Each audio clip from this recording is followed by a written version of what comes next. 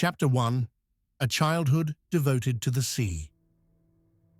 In the east of England, in the village of Burnham Thorpe in Norfolk, a child born on September 29, 1758, had no idea that he would one day become the greatest naval hero of the British Empire.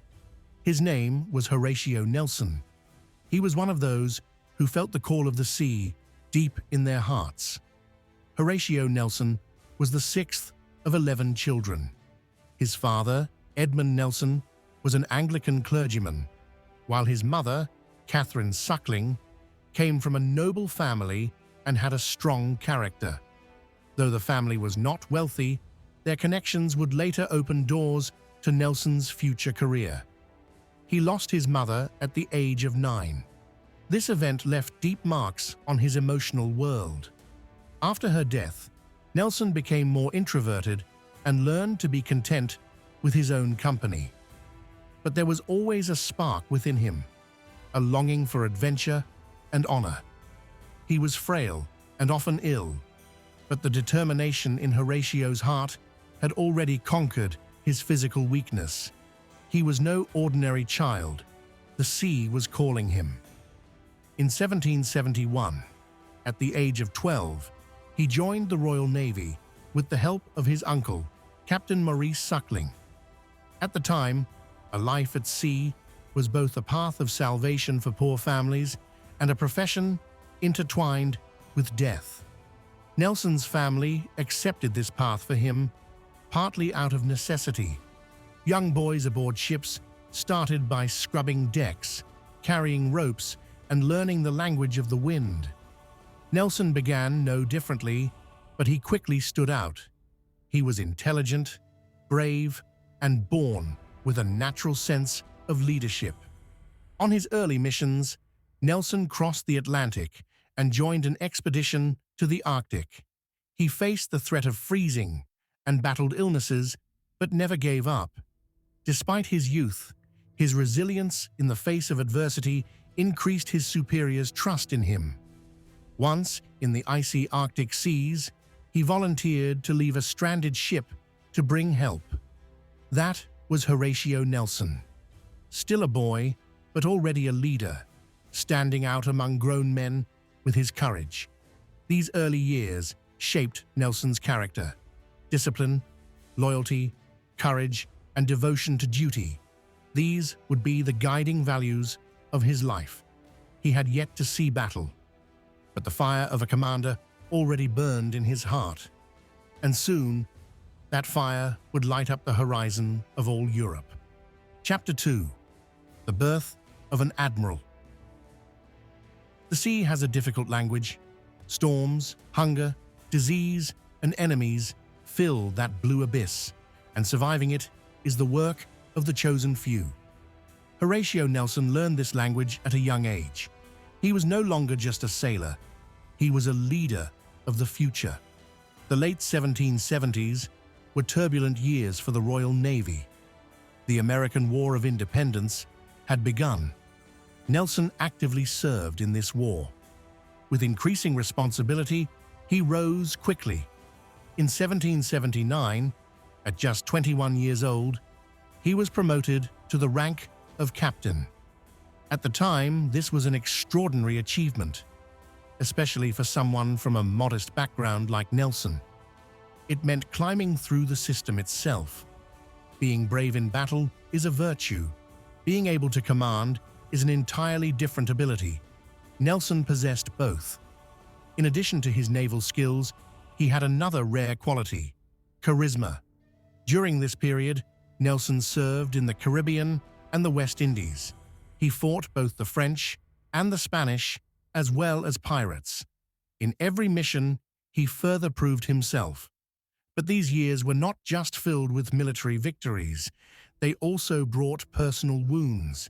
He suffered from tropical diseases and sustained permanent damage to one of his eyes, eventually losing his sight in it completely.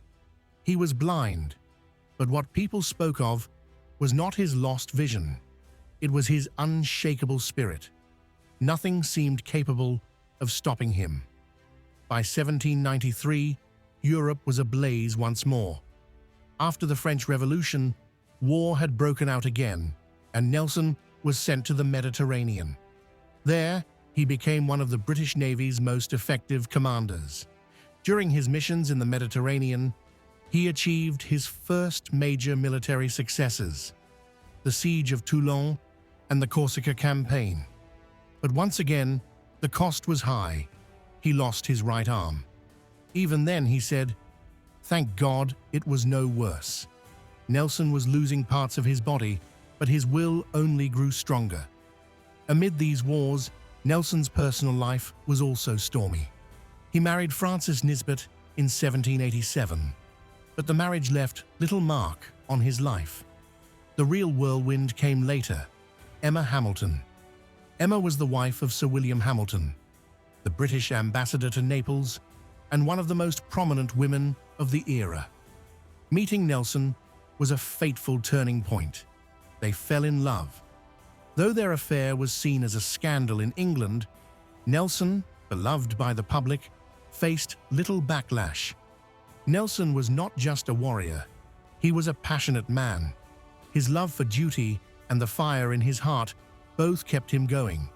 He was no longer just a naval officer, he was England's hero, and the true war had yet to begin. Before him stood not only enemy fleets, but history itself. Horatio Nelson was now racing against destiny. Chapter 3: The Shield of the Empire. Europe was in flames. As Napoleon's storm swept across the continent, England was no longer just an island. It was a target, and there was only one man to defend it: Horatio Nelson. In 1798, Nelson received a mission that would mark a turning point in his career. The French, under Napoleon's command, launched an expedition to Egypt.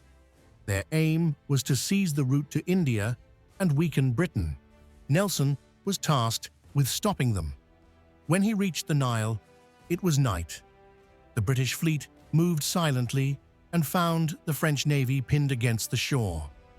That night, history would be made. This battle became known as the Battle of the Nile. With tactical brilliance, Nelson annihilated the French fleet. Napoleon was stranded in Egypt. This victory made Nelson not just a military leader, but a national hero. He was now granted the title of Lord. But what mattered most to him wasn't glory or medals. It was the applause of the people.